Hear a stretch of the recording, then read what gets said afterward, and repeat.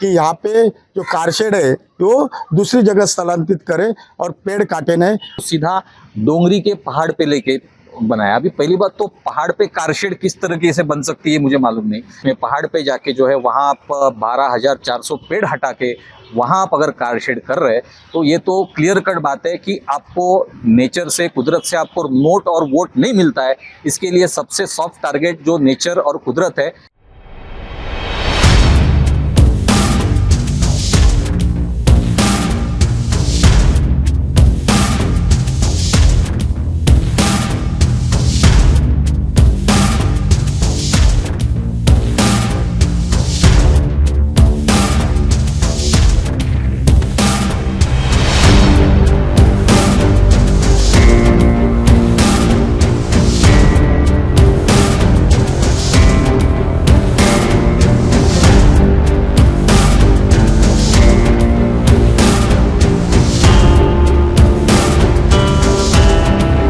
पेड़ लगाओ, धरती बचाओ, पेड़ बचाओ, जीवन बचाओ। हरियाली रहेंगी तो स्वस्थ रहेंगे आप भी। नमस्कार दोस्तों, साथियों, मैं हूं शशि शर्मा। आप देख रहे हैं दबंग खबरें।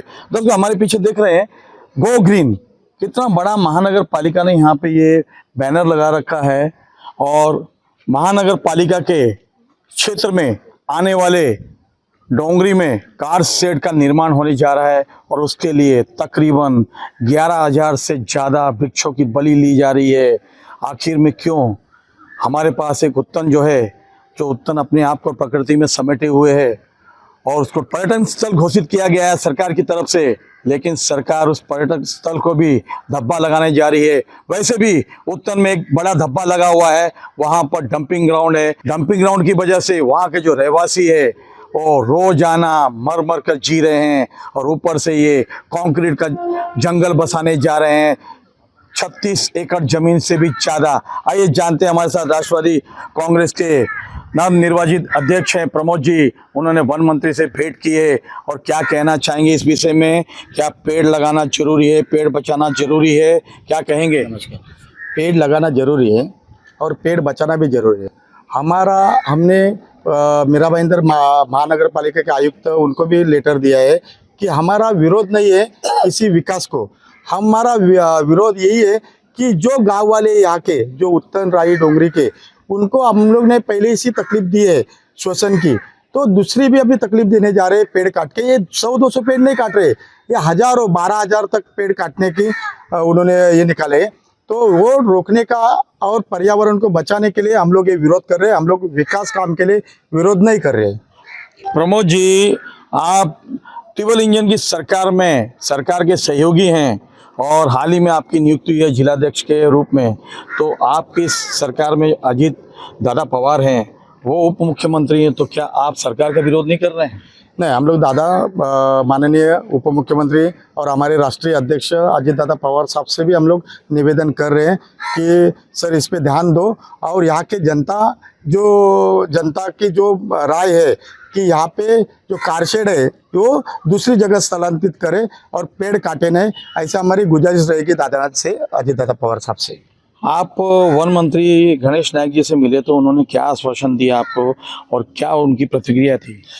कल मुझे अचानक से मैं जब मुंबई गया था तो मंत्रालय में गया और वन मंत्री दादा गणेश नायक साहब, उनसे मैंने मुलाकात की और उनको मैंने एक लेटर दिया कि ये जो हम लोग, आप वन मंत्री है और जो पेड़ लगाओ और पेड़ वाचवा प्राण वाचवा असा आपला स्लोगन आहे, तर वो स्लोगन आप उस पे खरा उतरो और सर ये जो पेड़ काटने का बात है वो यहाँ पे रोका जाए और एक भी पेड़ कटना नहीं चाहिए।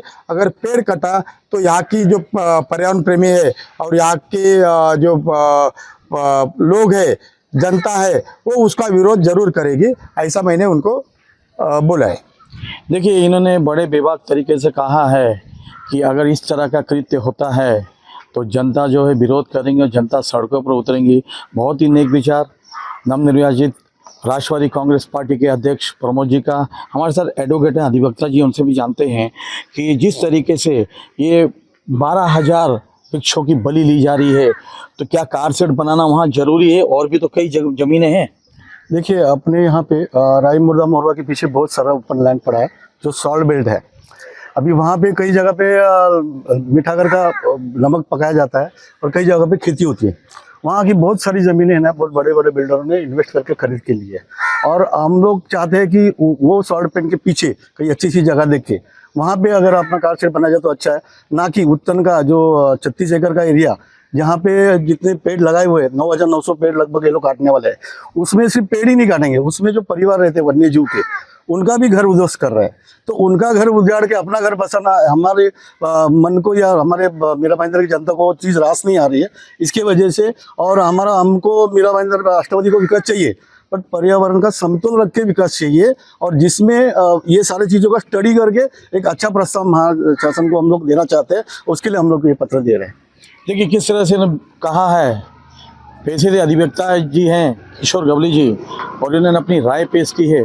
बहुत ही सराहनीय सोच है इनकी, और ये होना भी चाहिए। शहर में तो कंक्रीट के जंगल बना दिए गए, उत्तर में वैसे भी डंपिंग ग्राउंड जो है वहाँ के लिए प्रकृति के लिए धब्बा है। ऊपर से उत्तर के धावगी इलाके में खेती की ज़मीनों को पाट कर प्लॉटिंग कर कर वहाँ पर कंक्रीट के जंगल बना दिए गए। करोड़ों रुपया जो है महानगर पालिका का रेवेन्यू का लॉस किया है। वहाँ पर ऐसे लगता है कि एक नया शहर बसा दिया है जिसको कोई परमिशन नहीं है, कोई इजाज़त नहीं है। ये सारे कृत्य जो है महानगर पालिका के अधीन रहकर होते हैं, लेकिन महानगर पालिका की आंखें उनके अधिकारियों की बंद रहती है, उनको सुनाई भी नहीं देता है। लेकिन जब बात आती है पर्यावरण का नाश करने की, तो सबसे पहले महानगर पालिका के अधिकारी पहुँच जाते हैं।